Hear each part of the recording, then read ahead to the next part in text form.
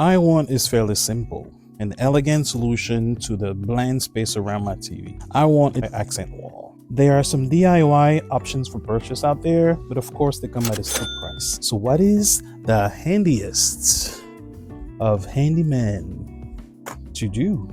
Build a solution from scratch. So come along to see how I save time, money, and hopefully some aggravation. Also, stick around until the end for 3 crucial tips on how to do just that.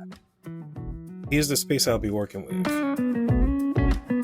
Alright, let's measure the space before we look at material. I'm thinking I'll achieve a better look by not covering the entire wall. The design will clash too much with the rest of the space in my opinion.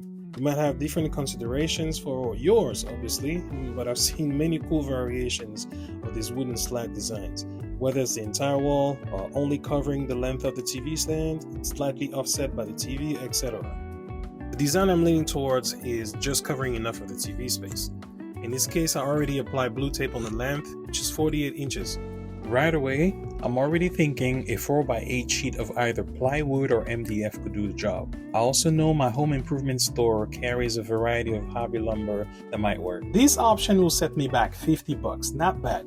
However, the thought of how tedious the work would be did not fill me with excitement, not one bit. The job shouldn't require anything more than a circular saw, but the cutting plus the additional prep time was honestly more time than I was willing to invest. Enters option 2. These 1x2 slats are already pre-cut. That's half the job.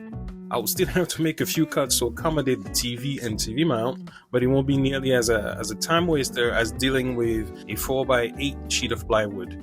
The cost makes this option appealing as well. Now let's go buy us some lumber.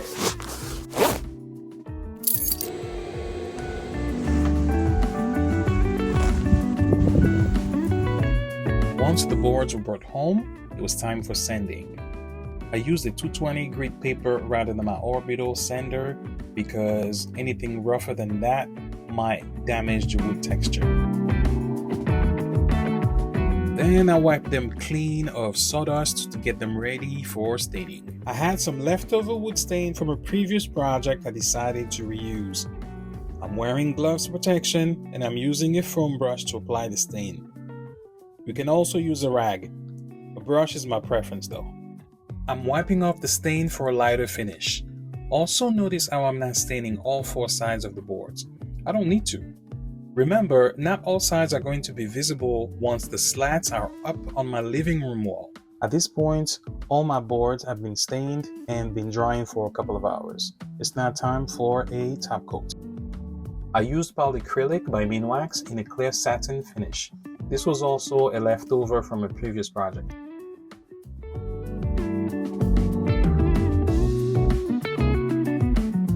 And while the wood slats are drying outside, let's prep our wall for paint. My preference would have been frog tape. Blue tape is what I have. Use what you got, people. Before installing the boards, you want to paint the space black. It's important to choose a flat or a matte finish for your paint though. You don't want too much shine or reflection to show through as they might distract away from the slats. No need to break the bank here too, by the way. You just need black paint.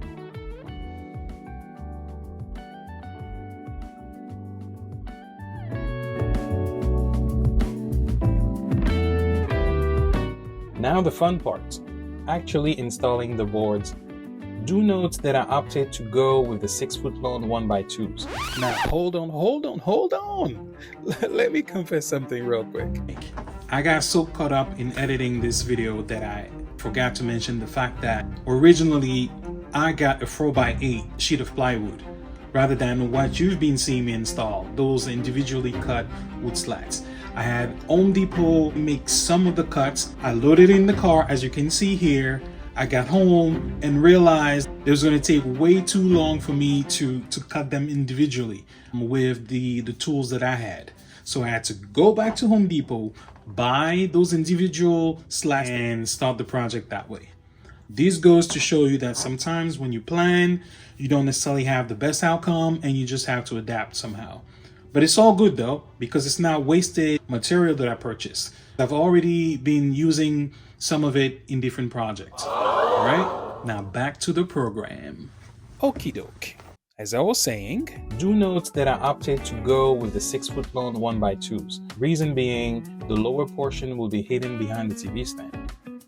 It's essentially dead visual space, meaning ain't nobody gonna see it, especially with my plants flanking either side of the stand. I used one of the pieces as a spacer between the slats to keep the gap consistent throughout.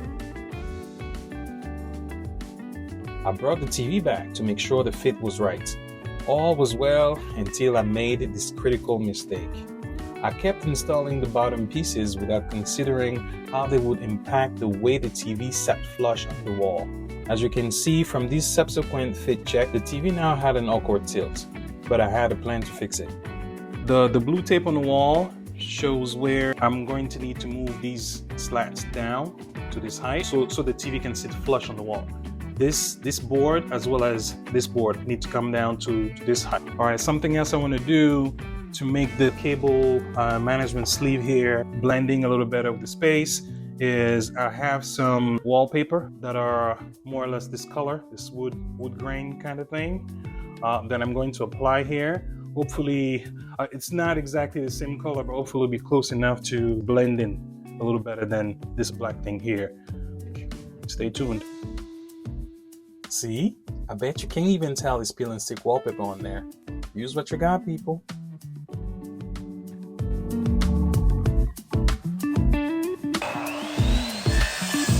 I had to quickly hit the miter saw for additional small cuts before I came back to resume work on the wall.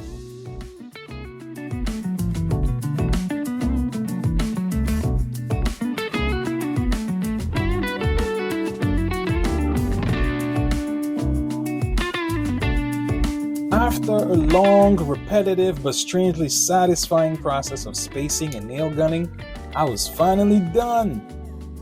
I did some touch-up with black paint here and there on the edges, then I was done. Before the final reveal, let's review 3 helpful tips for completing this project. Tip 1. Get pre-cut panels to save yourself time.